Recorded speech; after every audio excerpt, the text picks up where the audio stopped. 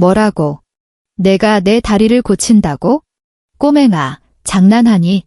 강준수의 목소리가 저택 전체에 울렸다. 44세 남성의 얼굴에는 믿을 수 없다는 표정이 가득했다.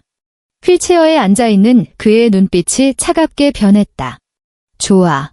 정말 가능하다면 10억을 줄게. 이 한마디가 모든 걸 바꿀 줄은 그 누구도 몰랐다.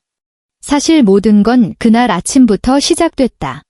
서울 외곽, 한남동에 자리한 거대한 저택. 3층 규모의 현대식 건물과 넓은 정원, 그리고 높은 담장이 이곳이 보통 사람들의 집이 아니라는 걸 말해주고 있었다. 이른 아침, 저택 앞 큰 대문이 천천히 열리면서 검은색 세단 한 대가 들어섰다. 차 문이 열리자 김소영이라는 39세 여성이 조심스럽게 내렸다. 깔끔하지만 비싸 보이지 않는 옷차림, 그리고 그녀의 손을 꼭 잡고 있는 10살 정도로 보이는 아이가 함께였다. 바로 이아린이었다. 소영의 얼굴에는 긴장감이 역력했다. 새로운 직장, 게다가 이런 큰 저택에서 일하게 된다는 부담감이 느껴졌기 때문이다. 반면 아린이는 호기심 가득한 눈으로 주변을 둘러보고 있었다. 또 새로운 사람이 왔네? 메인 입구로 들어서자 몇몇 직원들이 수군거리는 소리가 들렸다. 오래 일한 직원들 특유의 텃세 같은 게 느껴졌다. 소영은 아린이의 손을 더 꽉 잡았다. 집사 역할을 하는 김 부장이 다가왔다. 50대 중반의 남성으로 이 집에서 10년 넘게 일한 베테랑이었다. 김소영 씨죠?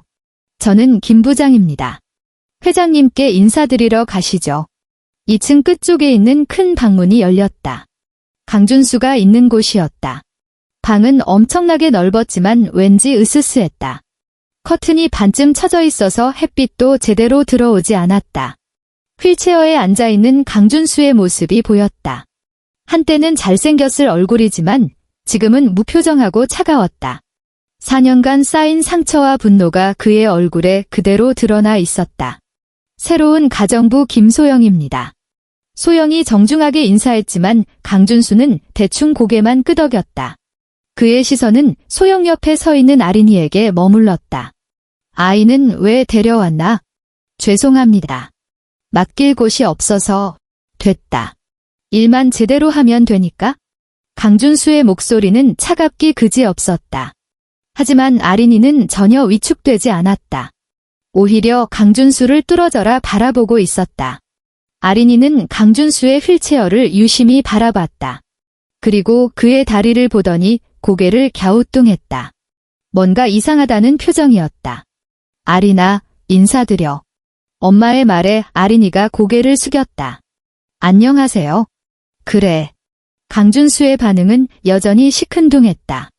하지만 아린이는 계속 그를 관찰하고 있었다. 갑자기 아린이가 입을 열었다. 아저씨 다리, 제가 고칠 수 있어요. 순간 방 안이 조용해졌다. 소영의 얼굴이 하얗게 질렸다.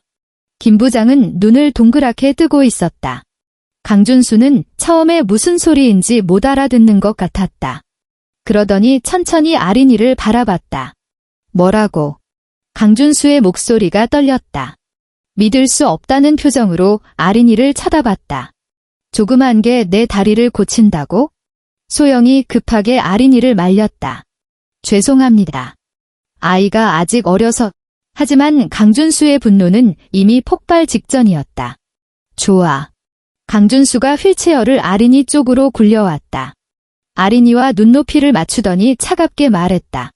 정말 가능하다면 10억을 줄게. 그의 목소리에는 조롱과 분노가 섞여 있었다.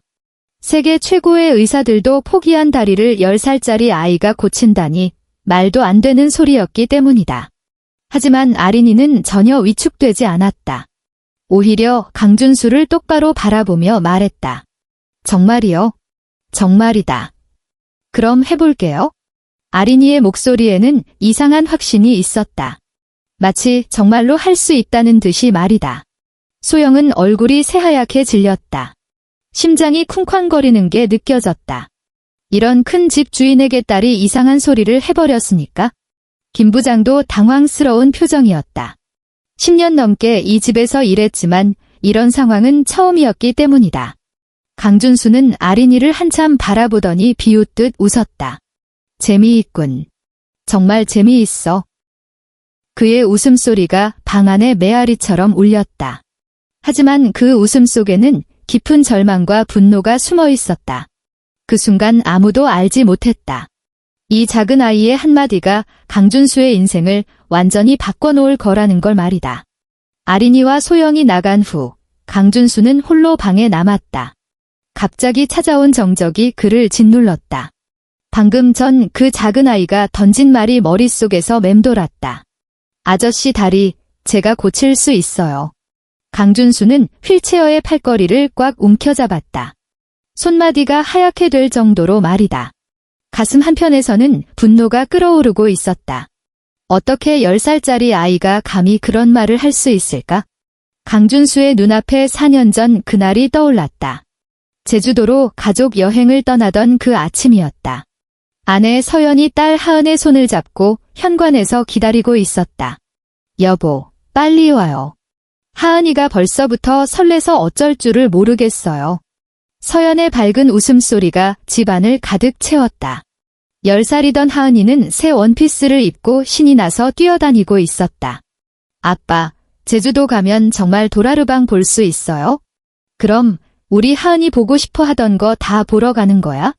강준수는 딸을 높이 들어 올려 안았다. 하은이의 깔깔거리는 웃음소리가 온 집을 울렸다. 그때만 해도 그들에게는 영원할 것 같은 행복이 있었다. 검은색 BMW를 몰고 고속도로를 달리고 있었다. 뒷좌석에서는 서연과 하은이가 여행 계획을 세우며 즐겁게 떠들고 있었다. 라디오에서는 경쾌한 음악이 흘러나왔다. 여보, 속도 좀 줄여요. 너무 빨라요. 괜찮아. 이 정도는? 그 순간이었다. 옆 차선에서 갑자기 끼어든 트럭. 강준수는 급하게 핸들을 꺾었다. 하지만 너무 늦었다. 세상이 뒤집혔다. 차가 굴러떨어지면서 유리창이 산산조각 났고 쇠부스러지는 소리와 함께 모든 게 어둠 속으로 빨려 들어갔다. 환자분, 정신 차리세요. 강준수가 눈을 뜨자 하얀 천장이 보였다. 병원 특유의 소독약 냄새가 코를 찔렀다. 온몸이 아팠지만 가장 먼저 떠오른 건 가족이었다. 서연이는, 하은이는 어디 있어요? 의사의 표정이 어두워졌다. 그 순간 강준수는 알았다. 뭔가 끔찍한 일이 일어났다는 걸 말이다. 죄송합니다. 부인과 따님은 그 말을 끝까지 들을 필요도 없었다. 강준수의 세상이 무너져 내렸다. 가장 사랑하는 사람들을 자신의 손으로 잃어버린 거였다. 강준수는 고개를 흔들며 기억을 지우려 했다. 하지만 4년이 지난 지금도 그날의 기억은 선명했다. 가족을 잃은 죄책감과 자신만 살아남았다는 부담감이 여전히 그를 짓누르고 있었다. 더 큰 절망은 다리였다. 사고로 척추를 다쳐서 하반신이 완전히 마비된 것이다. 가족도 잃고 걸을 수도 없게 된 자신이 한없이 초라하게 느껴졌다. 왜 나만 살아남았을까? 이 생각이 하루에도 수십 번씩 그의 머릿속을 스쳐 지나갔다. 한편 1층 주방에서는 소영이 아린이와 함께 짐을 정리하고 있었다. 다른 직원들의 시선이 따가웠다. 특히 오래 일한 박아줌마의 눈빛이 차가웠다. 또 새로운 사람이 왔네? 얼마나 오래 버틸지 모르겠어? 그러게 말이야. 요즘 젊은 사람들은 좀 힘들면 금방 그만둬. 소영은 이런 말들이 들리지 않는 척했지만 가슴이 답답했다. 새로운 곳에서 일하는 게 얼마나 어려운지 잘 알고 있었기 때문이다. 엄마, 저 아저씨 왜 그렇게 슬퍼 보여요? 아린이가 갑자기 물었다. 소영은 깜짝 놀랐다. 무슨 말이야? 눈에서 슬픔이 보여요. 우리 아빠가 하늘로 갔을 때 엄마 눈과 똑같아요. 아린이의 말에 소영의 가슴이 찡해졌다. 이 아이는 어릴 때부터 유독 사람의 감정을 잘 읽었다. 아마 아버지를 닮은 것 같았다. 아린이의 아버지 이정호는 정신과 의사였다. 환자들을 정말 사랑했던 따뜻한 사람이었다. 아린이가 8살 때 갑작스러운 심장마비로 세상을 떠났다. 아린아, 사람의 마음을 읽는 건 정말 소중한 능력이야. 하지만 그 마음을 치유해주는 건 더 특별한 거야. 아버지가 했던 말을 아린이는 아직도 기억하고 있었다. 아버지 서재에 있던 의학책들을 재미삼아 읽으면서 심리학에 대해서도 자연스럽게 배웠다. 소영도 남편을 잃은 상처가 컸다. 2년간 홀로 아린이를 키우면서 얼마나 힘들었는지 모른다. 경제적으로도 어려웠고 정서적으로도 막막했다. 정호야, 내가 잘하고 있는 걸까? 밤마다 하늘을 보며 남편에게 물어봤다. 아린이를 혼자 키울 수 있을지, 이 아이에게 좋은 엄마가 될 수 있을지 늘 불안했기 때문이다. 저녁 식사 시간이 되자 직원들이 식당에 모였다. 소영과 아린이는 구석자리에 앉았다. 다른 직원들은 자신들끼리만 이야기했다. 회장님 성격 아시죠? 까칠하시니까 조심하세요. 특히 아이 데리고 온 거 별로 안 좋아하실 텐데. 이런 말들이 소영의 귀에 들렸다. 아린이도 눈치를 챘는지 조용히 밥만 먹고 있었다. 직원 숙소는 저택 뒤편에 있는 작은 건물이었다. 소영과 아린이에게 배정된 방은 그리 크지 않았지만 깨끗했다. 엄마, 여기서 오래 살 수 있을까요? 아린이가 침대에 누워서 물었다. 소영은 딸의 머리를 쓰다듬으며 대답했다. 그러려면 엄마가 열심히 일해야지. 아린이도 말썽 부리면 안 되고. 네, 근데 엄마, 저 아저씨 정말 도와드릴 수 있을 것 같아요. 아린아, 그런 말 함부로 하면 안 돼, 알겠지? 하지만 아린이의 눈에는 확신이 있었다. 뭔가 특별한 걸 느꼈다는 듯이 말이다. 같은 시간, 강준수는 잠을 이루지 못하고 있었다. 아린이가 했던 말이 계속 머릿속에서 맴돌았다. 다리를 고칠 수 있다고? 강준수는 자신의 다리를 내려다봤다. 4년간 전혀 움직이지 않는 다리들이었다. 세계 최고의 의사들도 포기한 다리를 10살짜리 아이가 고칠 수 있다니 말도 안 되는 소리였다. 하지만 이상하게도 그 아이의 눈빛이 자꾸 떠올랐다. 무언가 다른 게 있었다. 마치 정말로 뭔가를 알고 있는 것처럼 보였기 때문이다. 그날 밤 강준수는 오랜만에 가족 꿈을 꾸었다. 서연과 하은이가 웃으며 손짓하는 꿈이었다. 하지만 꿈에서 깨어난 현실은 여전히 차갑고 외로웠다. 다음 날 아침, 강준수는 평소보다 더 일찍 잠에서 깼다.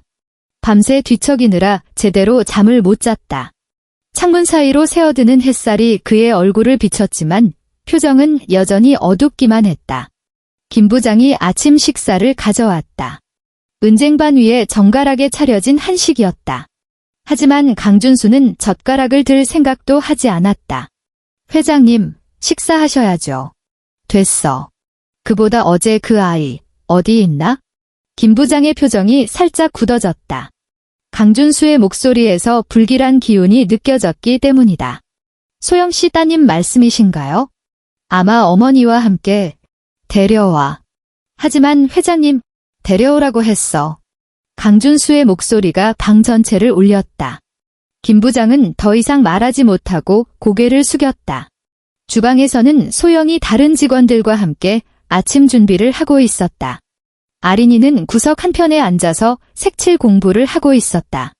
어제 아버지 책에서 본 뇌구조 그림을 따라 그리고 있었다. 저 아이 참 얌전하네요. 새로운 정원사 아저씨가 말했다. 하지만 박아줌마는 코웃음을 쳤다. 겉보기에만 그래요? 어제 회장님한테 무슨 말을 했는지 아세요? 다리를 고쳐준다고 했다나 뭐라나. 어머, 정말이요? 다른 직원들이 수군거리기 시작했다. 소영의 얼굴이 빨갛게 달아올랐다. 어제 일이 벌써 소문이 난 거였다. 애가 뭘 안다고 그런 말을 해요? 정말 뻔뻔해. 조용히 해주세요. 소영이 참지 못하고 소리쳤다. 순간 주방이 조용해졌다. 모든 시선이 소영에게 쏠렸다. 제 딸 흉보는 소리, 더 이상 듣고 싶지 않아요. 소영의 목소리가 떨렸다. 하지만 분노로 가득 찬 눈빛이었다. 그때 김 부장이 주방으로 들어왔다. 표정이 썩 좋지 않았다. 소영 씨, 회장님이 따님을 보자고 하십니다. 주방이 다시 한번 조용해졌다. 소영의 심장이 쿵 떨어지는 기분이었다. 어제 아린이가 한 말 때문일 게 분명했기 때문이다. 지금요. 네, 지금 당장이요. 아린이는 색칠하던 걸 멈추고 엄마를 바라봤다. 전혀 무서워하지 않는 표정이었다. 엄마, 괜찮아요. 저 아저씨한테 가볼게요. 아리나. 소영은 딸의 손을 꽉 잡았다. 뭔가 나쁜 일이 생길 것 같은 불안감이 몰려왔기 때문이다. 아린이가 강준수의 방에 들어섰을 때 강준수는 휠체어를 창가 쪽으로 돌려놓고 있었다. 등을 보이며 말했다. 어제 한 말 기억하나? 네, 기억해요. 아린이의 목소리는 여전히 담담했다. 강준수가 천천히 휠체어를 돌렸다. 그의 얼굴에는 차가운 미소가 번졌다.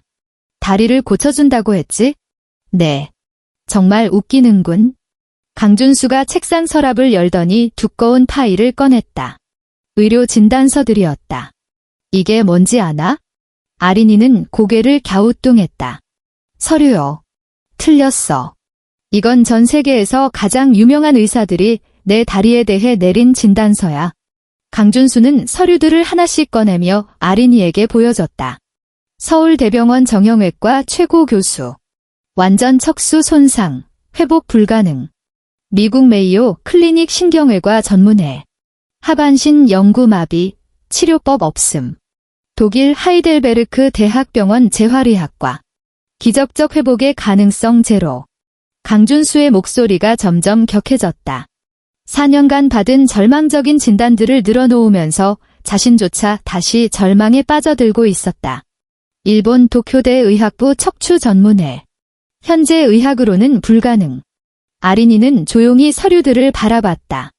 어려운 의학 용어들이 빼곡히 적혀 있었지만 전혀 겁먹지 않았다. 아저씨. 아린이가 조용히 말했다. 이 아저씨들 다 틀렸어요.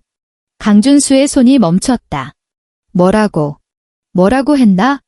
의사 아저씨들이 다 틀렸다고 했어요. 강준수의 얼굴이 빨갛게 달아올랐다. 분노가 치솟았다. 틀렸다고. 이 사람들이 누군지 알아? 세계에서 가장 뛰어난 의사들이야. 수십 년간 공부하고 수만 명의 환자를 치료한 사람들이라고. 아린이는 여전히 담담했다. 아빠가 그랬어요. 의사는 몸만 보는 사람이라고. 마음은 잘 못 본다고. 마음이 뭐가 중요해. 의학은 과학이야, 과학. 강준수가 주먹으로 책상을 쾅 내리쳤다. 서류들이 흩날렸다. 우리 아빠는 마음 아픈 사람들을 고치는 의사였어요. 아린이가 조용히 말을 이어갔다. 아빠가 말했어요. 마음이 아프면 몸도 아프다고. 마음이 포기하면 몸도 포기한다고. 그건 정신과 얘기야. 내 다리는 물리적으로 망가진 거라고. 아저씨 마음도 아파요. 아린이의 말에 강준수가 움찔했다. 아저씨 눈에서 슬픔이 보여요. 우리 엄마가 아빠 잃었을 때와 똑같은 슬픔. 아린이의 말이 강준수의 가슴 깊숙이 박혔다. 이 아이가 어떻게 자신의 마음을 이렇게 정확히 읽을 수 있을까? 그런 건 상관없어. 마음이 슬프든 기쁘든 다리는 안 움직여. 움직일 수 있어요. 안 움직인다고. 강준수가 소리쳤다. 하지만 아린이는 끄떡없었다. 아저씨가 포기해서 안 움직이는 거예요. 포기. 내가 언제 포기했다고. 매일 포기하고 있어요. 아린이가 강준수의 다리를 가리켰다. 다리한테 한 번도 일어나 하고 말한 적 없죠? 강준수는 할 말을 잃었다. 아린이의 말이 맞았기 때문이다. 사고 이후로 한 번도 다리에게 일어나라고, 움직이라고 말한 적이 없었다.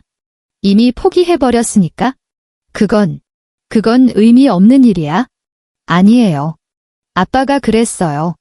몸과 마음은 친구라고. 마음이 먼저 말을 걸어야 몸이 대답한다고. 강준수의 손이 떨렸다. 이 작은 아이의 말에 자꾸 흔들리고 있었다. 웃기는 소리 하지 마. 내가 뭘 알겠어? 10살짜리가 뭘 안다고. 하지만 강준수의 목소리에는 이전의 확신이 없었다. 아린이의 눈빛이 너무 진지했기 때문이다. 시도해보세요. 뭘? 다리한테 말해보세요. 일어나라고. 말도 안 되는? 무서워서 못하는 거죠? 아린이의 말에 강준수가 깜짝 놀랐다. 무섭다고. 혹시 움직일까 봐 무서운 거예요. 움직이면 지금까지 포기한 자신이 바보 같을까 봐. 강준수는 아무 말도 할 수 없었다. 이 아이가 자신의 마음 깊은 곳까지 들여다보고 있다는 게 믿기지 않았기 때문이다. 정말로 그랬다. 혹시나 하는 마음으로 다리에게 말을 걸었다가 아무 일도 일어나지 않으면 그 절망감을 견딜 수 없을 것 같았다. 나가. 아저씨. 나가라고 했어. 강준수가 소리쳤다. 하지만 그의 목소리는 분노보다는 두려움에 가까웠다. 아린이는 문 앞에서 멈춰섰다. 그리고 뒤돌아보며 마지막으로 말했다. 아저씨 다리는 죽지 않았어요. 잠들어 있을 뿐이에요. 깨우면 돼요. 문이 닫히고 강준수는 혼자 남았다. 아린이의 말이 귓가에서 맴돌았다. 다리는 죽지 않았어요. 강준수는 자신의 다리를 내려다봤다. 정말 4년간 한 번도 말을 걸어본 적이 없었다. 포기해버렸으니까. 하지만 지금 이 순간만큼은 작은 의심이 생겼다. 정말로 이 아이 말이 맞을까? 자신이 너무 성급하게 포기해버린 건 아닐까? 그 의심이 강준수의 마음에 작은 균열을 만들기 시작했다. 그날 밤, 강준수는 잠들 수 없었다. 침대로 옮겨 누웠지만 천장만 바라보고 있었다. 아린이가 했던 말들이 머릿속에서 계속 맴돌았다. 다리는 죽지 않았어요. 잠들어 있을 뿐이에요. 강준수는 이불을 걷어내고 자신의 다리를 바라봤다. 4년간 움직이지 않았지만 여전히 그대로 있었다. 살집도 많이 빠지고 근육도 위축되었지만 분명히 존재하고 있었다. 정말 잠들어 있는 걸까? 작은 속삭임이 그의 입에서 새어나왔다. 하지만 곧 고개를 저었다. 말도 안 되는 생각이었기 때문이다. 강준수의 마음속에는 다리보다 더 큰 상처가 있었다.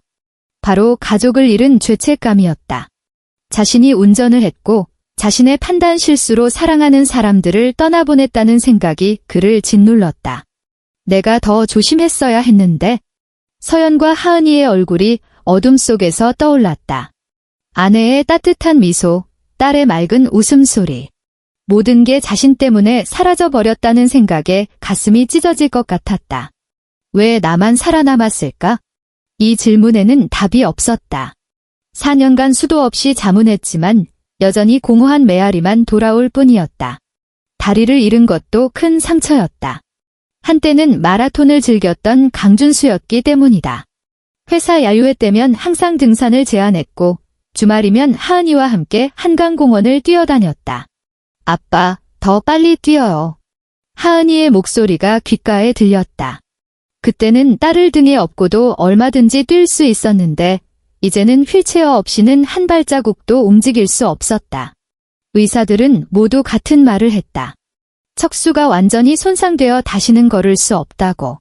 기적은 없다고 말이다. 같은 시간, 직원 숙소에서는 아린이가 엄마 옆에 누워 있었다. 하지만 잠들지 못하고 있었다. 엄마, 저 아저씨 정말 많이 아파해요. 무슨 말이야? 마음이요. 몸보다 마음이 더 아픈 것 같아요. 소영은 딸의 머리를 쓰다듬었다. 이 아이는 어릴 때부터 남다른 직감이 있었기 때문이다. 남편 정호를 닮아서 사람의 감정을 잘 읽었다. 아린아, 그런 말 함부로 하면 안 돼. 여기서 쫓겨나면 어떻게 하려고. 하지만 아린이의 눈에는 확신이 있었다. 엄마, 저 정말로 도와드릴 수 있을 것 같아요. 다음 날 오후, 아린이는 정원에서 혼자 놀고 있었다. 다른 직원들의 아이들도 몇 명 있었지만 아무도 아린이와 놀려고 하지 않았다. 엄마가 새로운 사람이야. 어제 회장님한테 이상한 말 했다면서? 응, 다리 고쳐준다고 했대. 완전 이상해. 아이들의 수군거림이 아린이 귀에 들렸다. 하지만 아린이는 상처받지 않았다. 아버지가 그랬으니까. 남들이 이해하지 못한다고 해서 틀린 건 아니라고. 주방에서는 소영이 힘든 시간을 보내고 있었다. 다른 직원들이 대놓고 텃세를 부렸기 때문이다. 소영 씨, 딸 교육 좀 잘 시키세요. 회장님 기분 나쁘게 하면 우리까지 피해예요. 박아줌마의 말이 가시처럼 박혔다. 아이가 그냥 한 말인데 너무 그러시는 거 아니에요? 그냥 한 말. 회장님이 얼마나 예민하신데.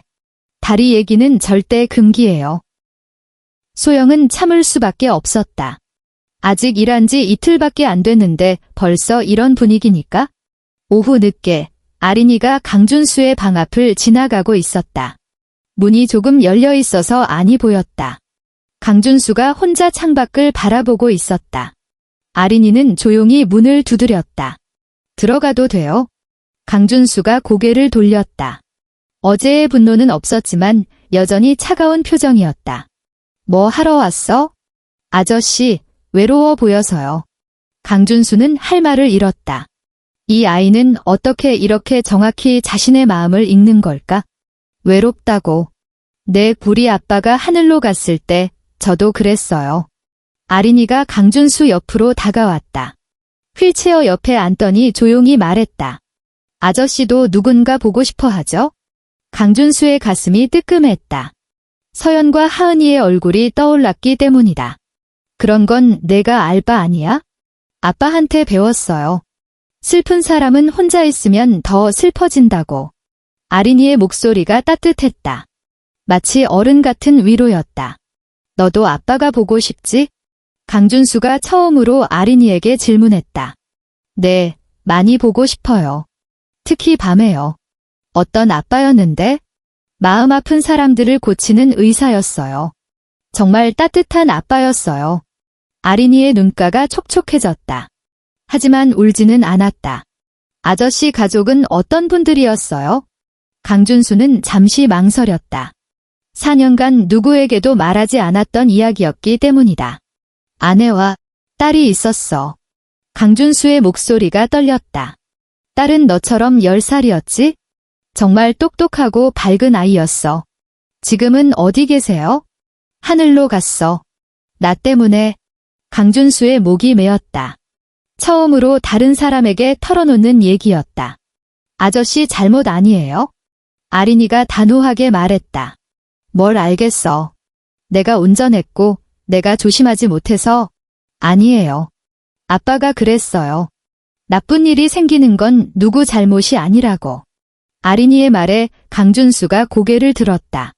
이 아이의 눈빛이 참 순수했다. 아저씨, 가족분들이 아저씨가 이렇게 슬퍼하는 거 원하실까요? 그건 우리 아빠는 저한테 그랬어요. 슬퍼도 되지만 너무 오래 슬퍼하면 안 된다고. 강준수는 답할 수 없었다. 서연이라면 뭐라고 했을까? 분명히 이렇게 절망에 빠져 있으라고 하지는 않았을 것이다. 아저씨, 정말로 한 번만 해보세요. 아린이가 강준수의 다리를 가리켰다. 다리한테 말 걸어보세요. 그게 무슨 소용이? 아빠가 그랬어요. 몸과 마음은 친구라고. 강준수는 자신의 다리를 내려다봤다. 정말 한 번도 말을 걸어본 적이 없었다. 지금은 안 돼. 언제요? 모르겠어.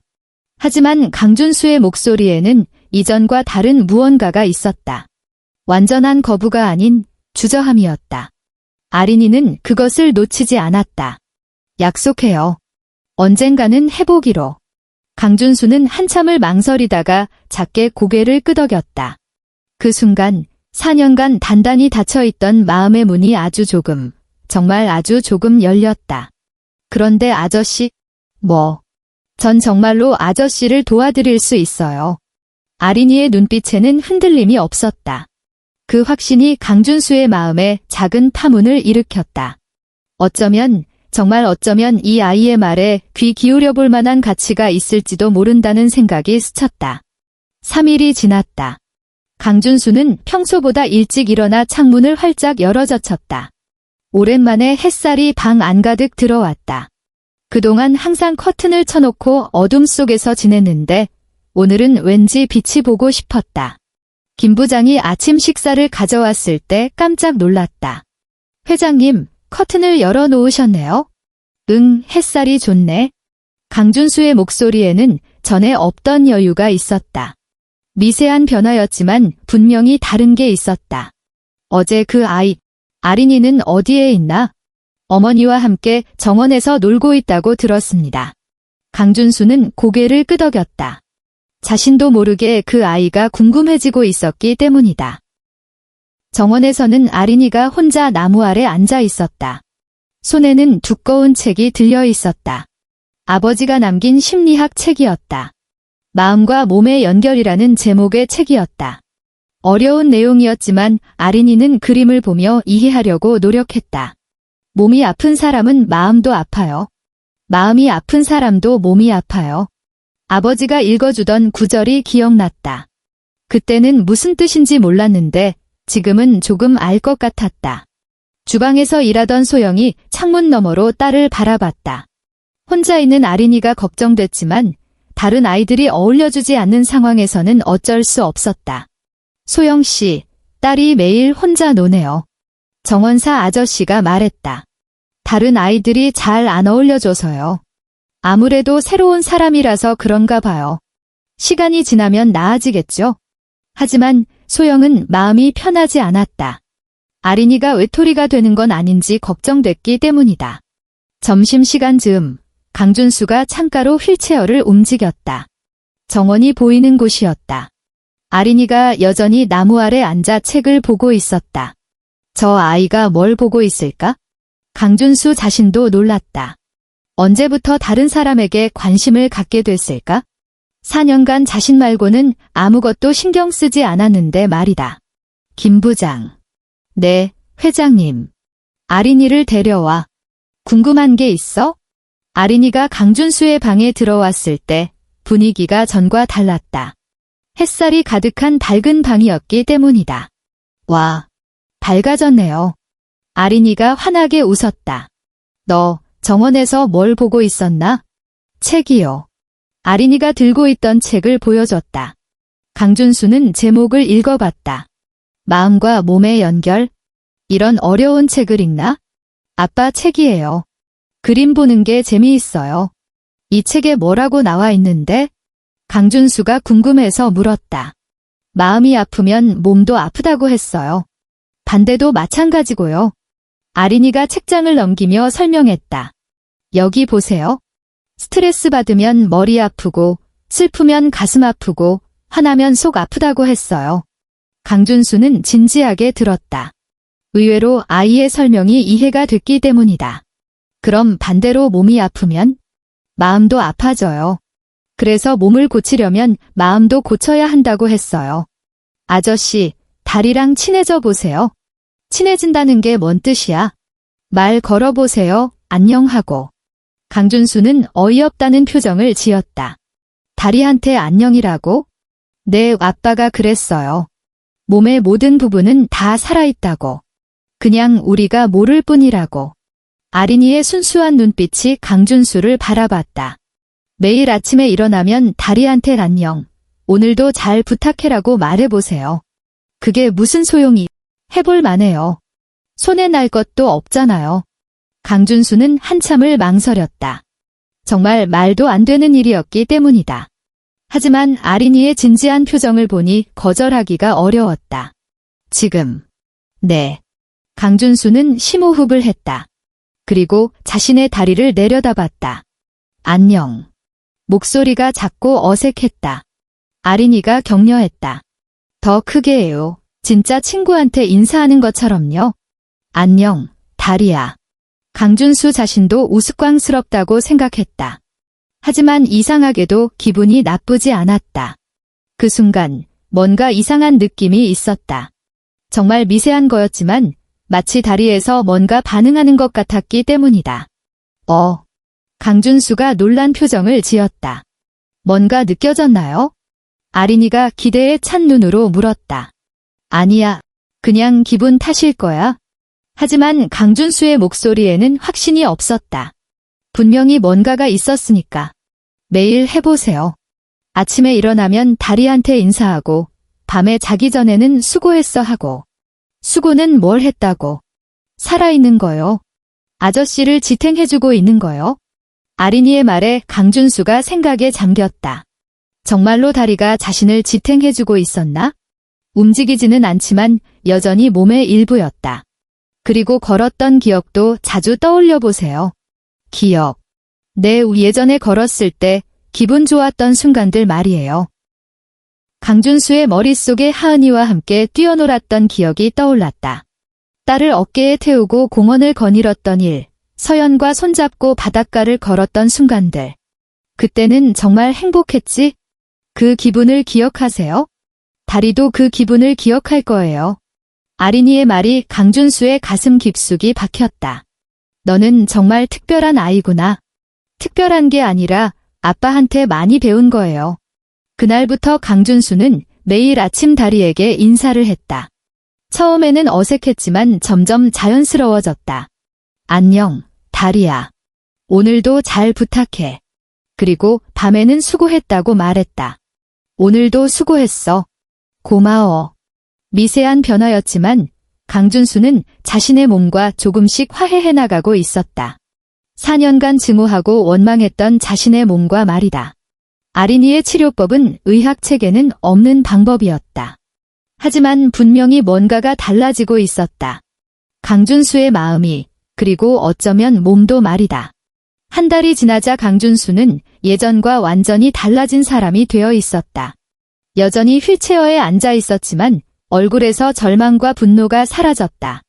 대신 작은 호기심과 희망이 자리 잡고 있었다. 과연 이 작은 기적이 어디까지 이어질까? 아린이의 순수한 치료법이 강준수에게 새로운 가능성을 열어주고 있었다. 2주가 지나자 저택 전체의 분위기가 달라졌다. 강준수가 완전히 다른 사람이 되어 있었기 때문이다. 매일 아침 일찍 일어나서 방 안을 환하게 밝히고 직원들과도 예전보다 훨씬 친근하게 대화했다. 김 부장, 오늘 날씨 참 좋네요. 네, 회장님. 정말 맑은 날씨입니다. 김 부장도 강준수의 변화에 놀라고 있었다. 4년간 보지 못했던 미소가 그의 얼굴에 있었기 때문이다. 아린이는 뭐 하고 있나? 아마 정원에서 책을 읽고 있을 겁니다. 그래, 나도 정원에 나가볼까?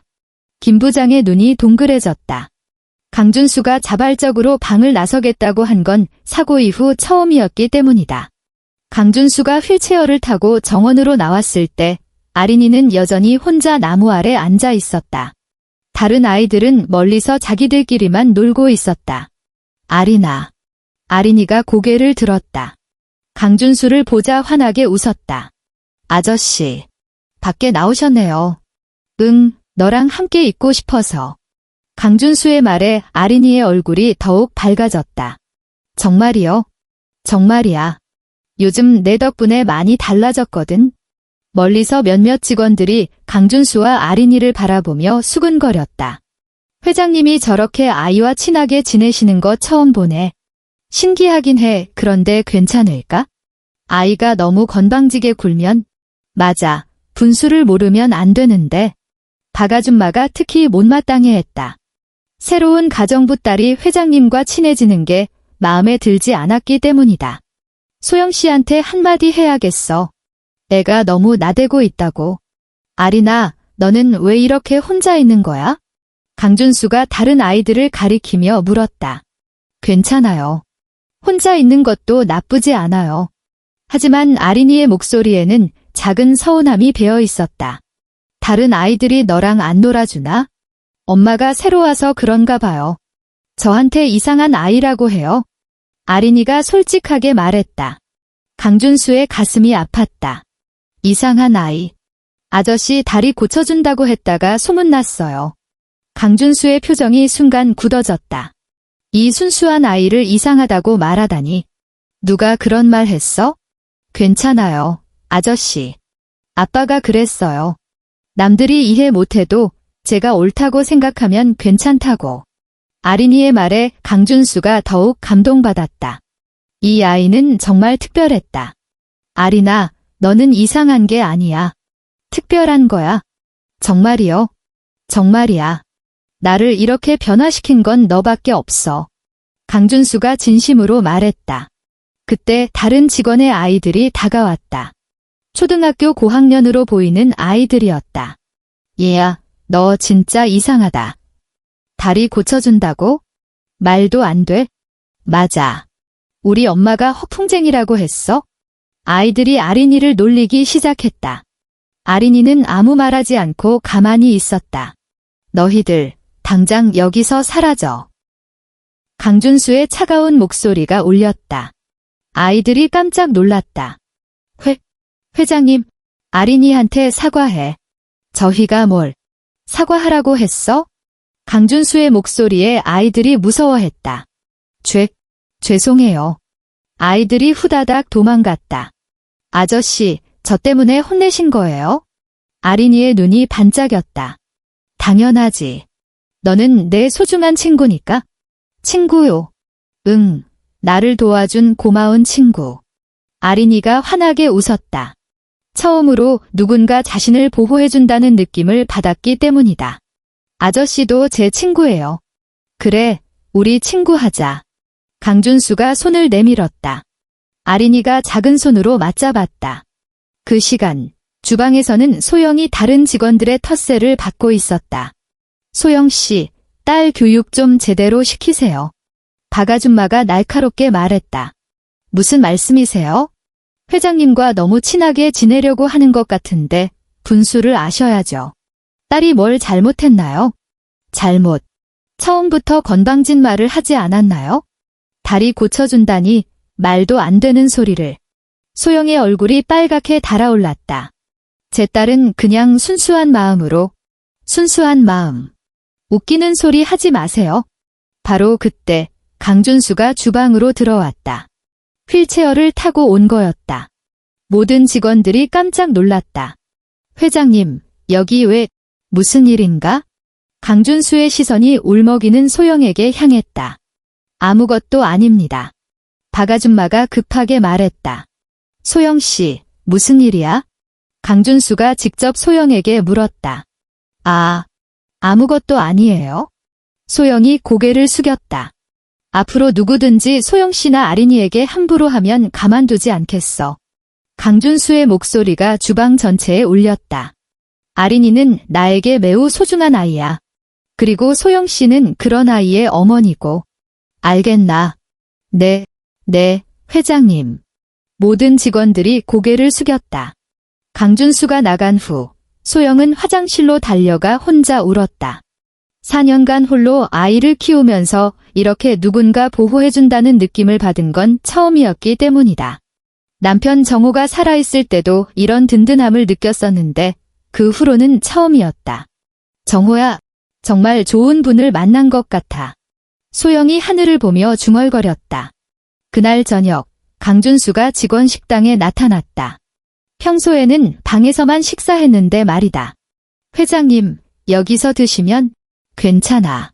다 같이 먹는 게 좋을 것 같아서. 강준수가 소영과 아린이 옆에 자리를 잡았다.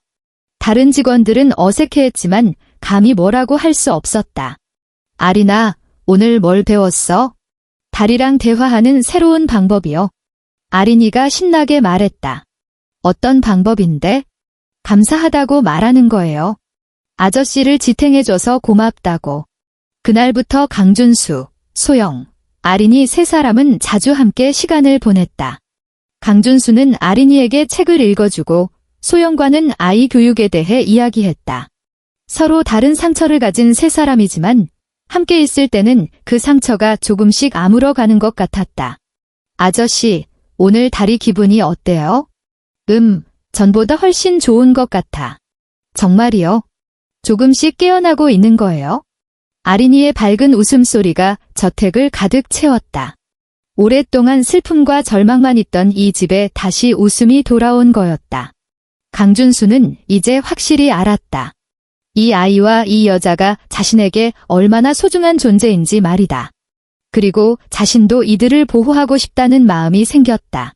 가족을 잃은 상처, 남편을 잃은 아픔, 아버지를 그리워하는 외로움. 세 사람의 상처가 서로를 위로하며 새로운 희망을 만들어가고 있었다. 한 달이 지나자 강준수의 변화는 더욱 놀라웠다.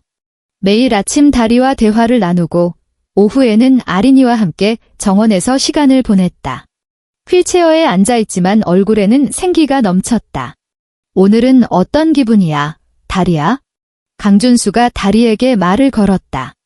처음엔 어색했지만 이제는 자연스러웠다. 그런데 이상한 일이 생겼다.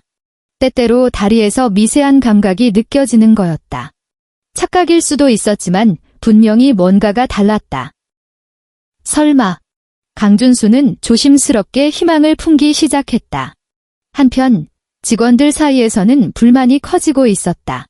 특히 오래 일한 직원들이 그랬다. 말이 되나? 새로운 가정부 딸이 회장님이랑 제일 친해. 우리는 10년 넘게 일했는데도 그런 대우 못 받았어. 박 아줌마가 분개했다. 게다가 그 아이가 뭘 안다고. 다리 고쳐준다고? 웃기는 소리지. 맞아. 회장님이 너무 속고 계시는 거 아니야?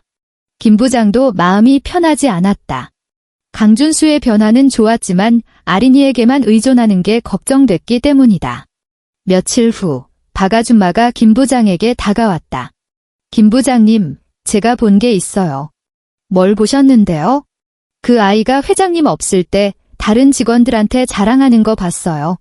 자기가 회장님은 조종할 수 있다고. 이건 완전한 거짓말이었다. 하지만 박 아줌마는 확신에 찬 목소리로 말했다. 정말이요?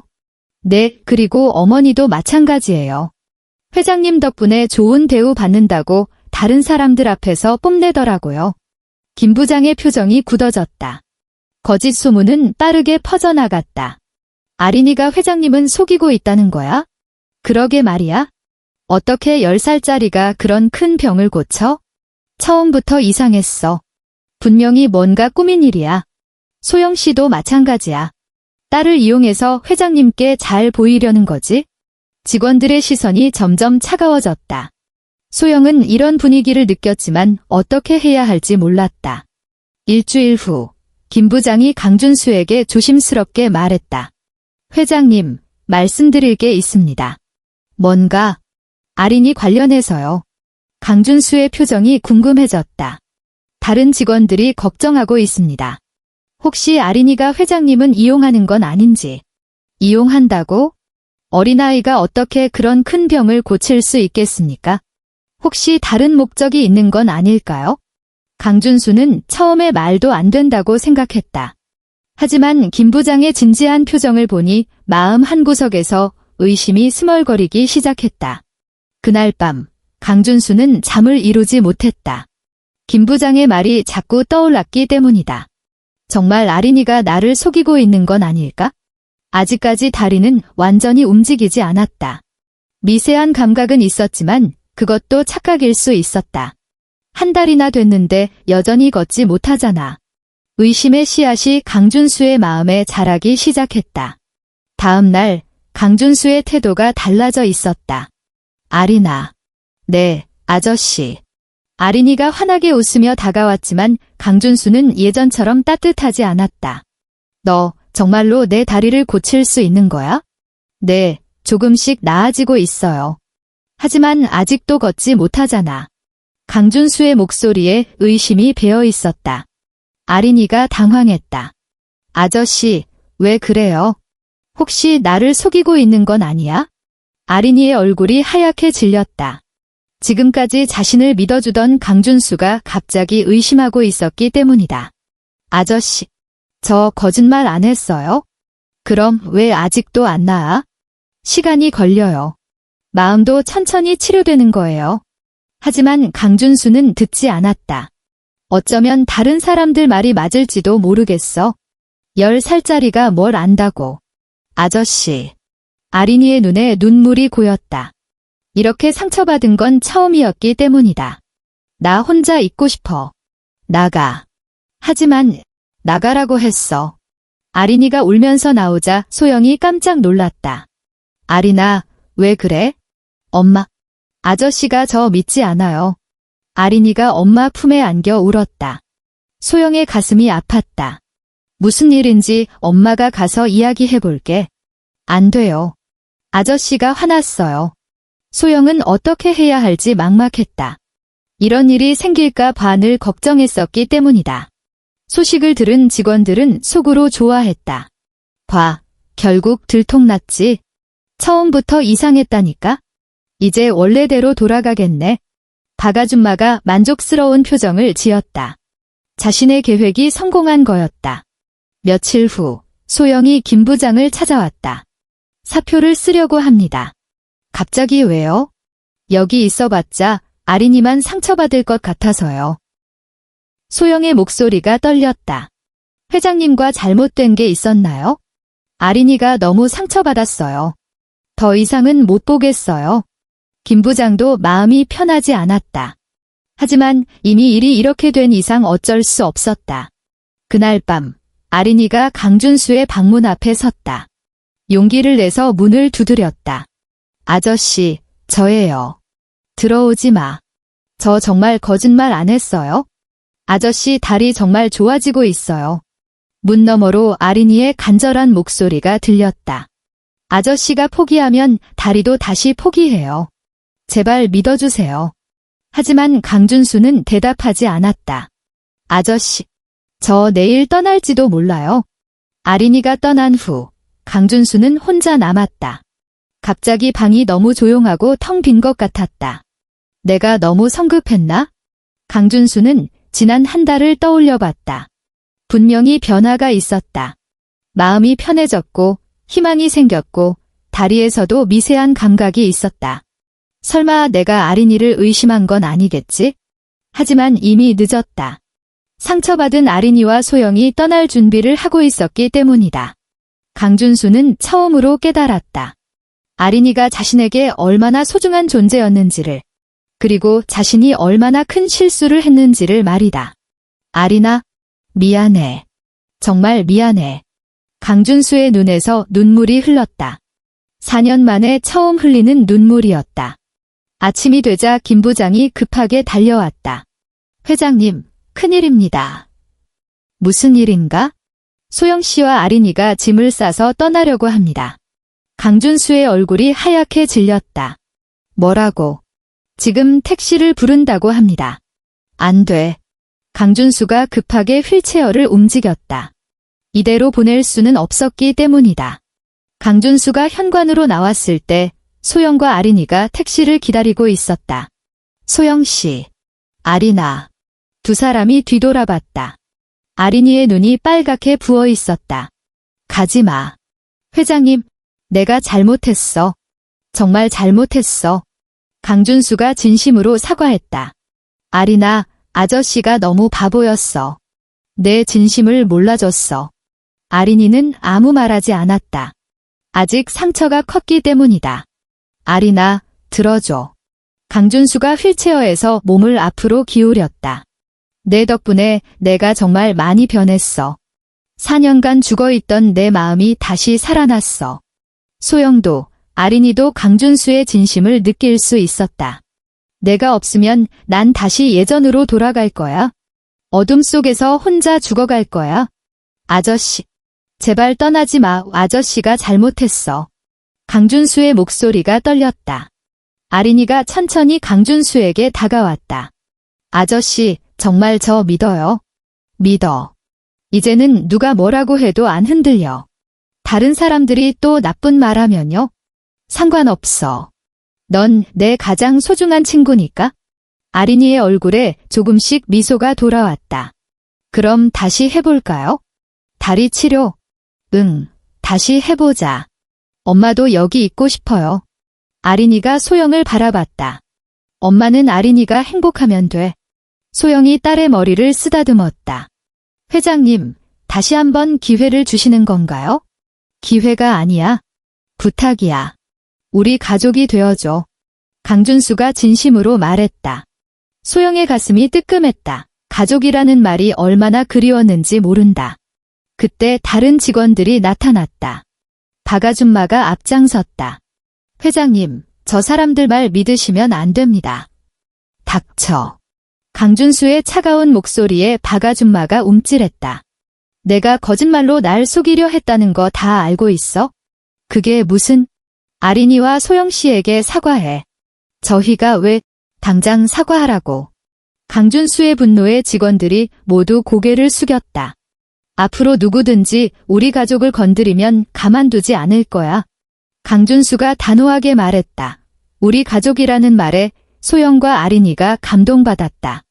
아린아, 이제 정말 끝까지 함께 해줄 수 있겠어? 네. 아저씨 다리 꼭 고쳐드릴게요. 아린이가 환하게 웃었다. 그리고 소영 씨, 고마워. 이런 천사 같은 딸을 키워줘서. 소영의 눈에 눈물이 고였다. 그날부터 진짜 치료가 시작됐다. 강준수는 다시 다리와 대화를 나누기 시작했고 아린이는 더욱 세심하게 도왔다. 아저씨, 이번엔 정말 포기하면 안 돼요. 안 해, 절대 안 해. 약속해요. 약속해.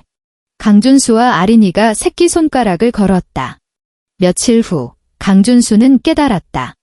진정한 치료는 다리가 아니라 마음이었다는 걸 말이다. 가족을 잃은 상처, 혼자라는 외로움, 절망과 분노. 이 모든 게 아린이와 소영 덕분에 치유되고 있었다. 우리는 이미 가족이야. 강준수가 중얼거렸다. 혈연은 아니지만 마음으로 이어진 진짜 가족이었다. 그날 밤 강준수가 다리에게 말을 걸었다. 다리야, 우리 이제 정말 가족이 생겼어. 지켜줄 사람들이 생겼어. 그 순간 놀라운 일이 일어났다. 다리 끝에서 확실한 감각이 느껴진 거였다. 이건 정말. 강준수의 눈이 커졌다. 이번엔 착각이 아니었다. 분명히 감각이 있었다.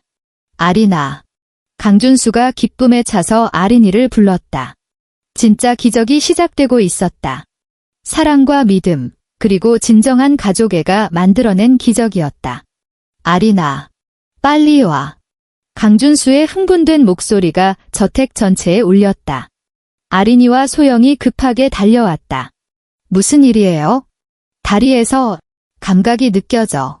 강준수가 믿을 수 없다는 표정으로 자신의 다리를 바라봤다. 분명히 발가락 끝에서 무언가가 느껴졌기 때문이다. 정말이요? 아린이의 눈이 반짝였다. 응. 이번엔 정말이야. 착각이 아니야. 강준수의 목소리가 떨렸다. 4년 만에 처음 느끼는 감각이었기 때문이다. 소영은 믿기지 않았다. 정말로 의학적 기적이 일어나고 있는 걸까? 회장님, 혹시 착각은 아니시겠어요? 아니야. 분명해. 여기 발가락 끝이 따끔거려. 강준수가 자신의 발을 가리켰다. 표정이 너무 진지했다. 아린이 말이 맞았구나. 정말 마음이 먼저 치유되니까 몸도 따라오는 거야? 소영도 감동받았다. 딸의 순수한 믿음이 진짜 기적을 만들어낸 거였다. 아저씨, 제가 뭐라고 했어요? 다리가 잠들어 있을 뿐이라고 했죠? 이제 조금씩 깨어나고 있는 거예요. 아린이가 뛸 듯이 기뻐했다. 그래. 내 말이 맞았어. 강준수가 아린이를 꽉 안았다. 이 작은 천사가 자신에게 기적을 선물해준 거였다. 고마워, 아린아. 정말 고마워. 아직 시작이에요. 더 열심히 해야 해요. 아린이의 밝은 웃음소리가 온 집안을 가득 채웠다. 소식을 들은 직원들이 모두 몰려왔다. 모두 믿기지 않는다는 표정이었다. 정말로 감각이 돌아오신 건가요? 김 부장이 조심스럽게 물었다. 응, 미세하지만 분명히 느껴져. 박아줌마는 얼굴이 하얗게 질렸다. 자신이 헐뜯었던 아린이가 정말로 기적을 만들어낸 거였다. 죄송합니다. 회장님. 제가 너무 됐어. 이제 그런 건 중요하지 않아. 강준수는 더 이상 분노하지 않았다. 기쁨이 모든 것을 덮어버렸기 때문이다. 아린아, 이제 뭘 해야 하지? 천천히 움직여보세요. 다리한테 움직이라고 말해보세요. 강준수는 심호흡을 했다. 그리고 자신의 다리를 바라보며 말했다. 다리야, 이제 일어날 시간이야. 우리 함께 해보자. 모든 사람들이 숨을 죽이고 지켜봤다. 강준수가 천천히 힘을 주었다. 그러자 놀라운 일이 일어났다. 발가락이 미세하게 움직인 거였다. 모든 사람들이 동시에 소리쳤다. 움직였어. 정말 움직였어. 강준수가 흥분해서 소리쳤다. 4년 만에 처음으로 자신의 의지로 몸을 움직인 거였다. 소영은 감동에 북받쳐 울고 있었다. 이런 기적을 직접 목격하게 될 줄은 꿈에도 몰랐기 때문이다. 우리 아린이가 정말 대단하네. 엄마, 아저씨가 포기하지 않아서 가능한 거예요. 아린이도 눈물을 흘리고 있었다. 기쁨의 눈물이었다. 그날부터 매일 조금씩 감각이 돌아왔다. 발가락에서 시작해서 발목, 그리고 종아리까지. 오늘은 어때요? 어제보다 훨씬 좋아. 종아리까지 느껴져. 정말이요? 와. 아린이가 기뻐하며 뛰어다녔다. 이제 정말 걸을 수 있을 것 같아. 강준수의 목소리에는 확신이 있었다. 어느 날 저녁, 세 사람이 함께 정원에 앉아 있었다. 아린아, 너 덕분에 내가 정말 많이 변했어. 저도 아저씨 덕분에 가족이 생긴 것 같아요. 우리는 이미 가족이야. 강준수가 소영과 아린이를 바라봤다. 혈연은 아니지만 마음으로는 진짜 가족이지. 그날 밤, 강준수가 자신의 다리로 방 안을 걸어 다녔다. 서연아, 하은아. 아빠가 다시 걸을 수 있게 됐어? 하늘을 바라보며 말했다. 그리고 새로운 가족도 생겼어. 정말 좋은 사람들이야. 강준수는 이제 알았다. 사고로 가족을 잃은 건 비극이었지만 그 덕분에 새로운 가족을 만날 수 있었다는 걸 말이다. 아린이와 소영이 없었다면 이런 기적은 불가능했을 것이다. 고마워, 내 천사들아. 강준수가 중얼거렸다. 정말로 천사 같은 사람들이 자신의 삶에 기적을 가져다 준 것이니까? 다음 날 아침, 강준수는 자신의 다리로 걸어서 아린이와 소영을 깨웠다. 일어나, 우리 가족들아. 아저씨. 정말 걸어서 오셨어요? 응, 이제 매일 이렇게 걸어 다닐 수 있어? 아린이가 환하게 웃으며 강준수에게 달려왔다. 세 사람의 새로운 삶이 시작되고 있었다. 상처받은 새 마음이 서로를 치유하며 만들어낸 아름다운 가족의 이야기였다. 6개월이 지났다. 저택의 모든 것이 변해 있었다. 예전의 으스스한 분위기는 온데간데 없고 온 집안에 웃음소리가 가득했다. 강준수는 이제 완전히 걸을 수 있게 되었다. 매일 아침 정원을 산책하고 아린이와 함께 뛰어놀기도 했다. 4년 전의 활기찬 모습이 완전히 돌아온 거였다. 아린아, 오늘은 뭐 하고 놀까? 아저씨, 저 새로 배운 거 있어요. 아린이가 신나게 뛰어왔다. 이제는 다른 직원들의 아이들과도 잘 어울려 놀았다. 모두가 아린이를 신기하게 여겼기 때문이다. 직원들도 완전히 달라져 있었다. 박아줌마는 아린이에게 가장 잘해주는 사람 중 하나가 되었다. 아린아, 아줌마가 특별히 만든 쿠키야. 와, 고마워요. 미안해, 아린아. 처음에 아줌마가 너를 못 알아봤어. 박아줌마가 진심으로 사과했다. 아린이의 순수한 마음과 실제 기적을 목격한 후로는 완전히 마음이 변한 거였다. 김 부장도 마찬가지였다. 회장님, 정말 많이 변하셨어요. 예전 모습을 찾으신 것 같아서 다행입니다. 다 아린이와 소영 씨 덕분이야. 강준수는 회사 경영 방식도 완전히 바꿨다. 직원들을 가족처럼 대하고 사회공헌에도 적극적으로 나서기 시작했다. 회장님, 재활센터 건설 계획이 나왔습니다. 좋아. 나처럼 절망에 빠진 사람들에게 희망을 주자. 강준수는 자신의 경험을 바탕으로 척추장애인들을 위한 재활센터를 짓기로 했다. 의학적 치료뿐만 아니라 심리적 치료도 함께하는 특별한 곳으로 말이다. 아린이 아버지 같은 정신과 의사들도 함께 일하게 하자. 좋은 생각입니다. 소영도 많이 달라져 있었다. 예전에 조심스럽고 위축된 모습은 사라지고 자신감 넘치는 여성이 되어 있었다. 소영 씨, 재활센터에서 환자 가족들 상담을 맡아줄 수 있을까? 제가요. 당신처럼 힘든 시간을 겪어본 사람이 더 잘 이해할 수 있을 거야? 해보겠습니다. 소영은 이제 강준수와 대등한 파트너처럼 느껴졌다. 단순한 가정부가 아니라 인생의 동반자 같은 관계였다. 아린이는 더욱 밝고 똑똑한 아이로 자랐다. 아버지의 심리학 책을 더 깊이 공부하기 시작했고 강준수도 함께 배우며 도왔다. 아린아, 이 부분은 어떤 뜻일까? 사람의 마음과 몸은 연결되어 있다는 뜻이에요. 아저씨가 증명해 주셨잖아요. 그래, 내가 나에게 그걸 가르쳐줬지. 아린이는 이제 강준수에게 딸 같은 존재였다. 혈연은 아니지만 진짜 아버지와 딸처럼 가까웠다. 저녁 식사 시간, 세 사람은 항상 함께했다. 오늘 학교에서 뭘 배웠어? 심리학 동화책을 읽었어요. 마음이 아픈 공주 이야기예요. 어떤 이야기인데? 공주가 슬픔에 빠져서 웃지 못했는데 작은 요정이 와서 마음을 치료해줬어요. 강준수와 소영이 웃었다. 아린이의 이야기가 마치 자신들의 이야기 같았기 때문이다. 그 요정이 아린이 같네. 아저씨가 공주세요? 응, 아저씨가 슬픈 공주였어. 어느 날 저녁, 아린이가 먼저 잠든 후 강준수와 소영이 정원에서 이야기하고 있었다. 소영씨, 고마워. 뭐가요? 내 인생을 다시 살게 해줘서. 제가 한 건 없어요. 다 아린이가. 아니야. 당신도 날 많이 도왔어. 강준수의 시선이 따뜻했다. 어느새 소영을 바라보는 눈빛이 달라져 있었다. 당신과 아린이 없는 삶은 상상할 수 없어. 소영의 가슴이 두근거렸다. 이런 마음을 느끼는 건 남편 이후 처음이었기 때문이다. 소영씨, 우리 정말 가족이 되면 어떨까?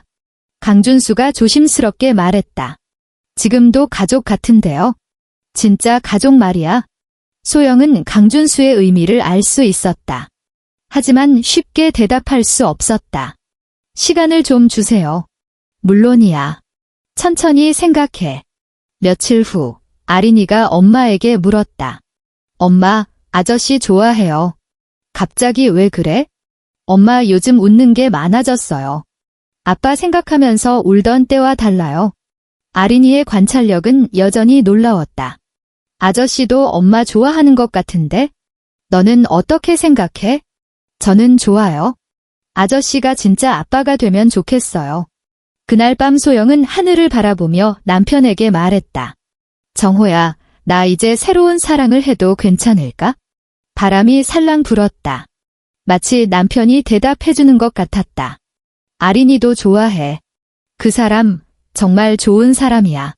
소영은 마음의 준비가 됐다. 일주일 후, 소영이 강준수에게 답을 했다. 네, 진짜 가족이 되고 싶어요. 강준수의 얼굴에 환한 미소가 번졌다. 정말. 네, 아린이도 원해요. 아린이도. 네, 아저씨가 진짜 아빠가 되면 좋겠어요. 아린이가 뛰어와서 두 사람을 안았다. 1년 후, 어느 화창한 일요일 아침. 강준수는 정원에서 아린이와 함께 뛰어놀고 있었다. 소영은 두 사람을 바라보며 미소 짓고 있었다.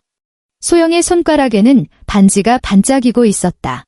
그리고 아린이는 강준수를 자연스럽게 아빠라고 부르고 있었다. 아빠, 더 높이 던져주세요.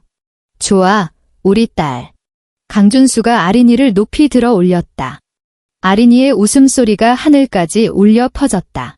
그날 오후, 강준수가 설립한 재활센터 개원식이 있었다. 간판에는 희망재활센터라고 적혀 있었다. 이 센터는 몸의 치료뿐만 아니라 마음의 치료도 함께합니다. 강준수가 개원 인사를 했다. 진정한 치유는 희망에서 시작됩니다. 저처럼 절망에 빠진 분들이 다시 일어설 수 있도록 돕겠습니다. 아린이와 소영이 자랑스러운 표정으로 지켜보고 있었다. 그날 저녁, 세 가족이 저택정원에서 함께 산책하고 있었다. 강준수는 완전히 건강한 모습으로 걷고 있었고, 아린이는 두 사람 사이에서 손을 잡고 있었다. 아빠, 엄마, 우리 정말 행복하죠? 그래. 정말 행복해. 세상에서 가장 행복한 가족이야. 세 사람의 그림자가 석양 아래 길게 늘어져 있었다. 한때는 상처받은 새 마음이었지만 이제는 서로를 치유하며 완벽한 가족을 이룬 거였다.